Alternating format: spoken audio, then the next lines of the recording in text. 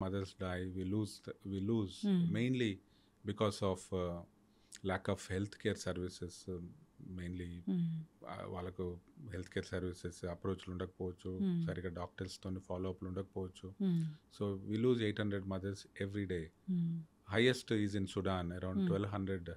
అంటే maternal mortality rate దాన్ని ఎలా డిఫైన్ చేస్తారంటే number of maternal deaths per every 1 lakh live births.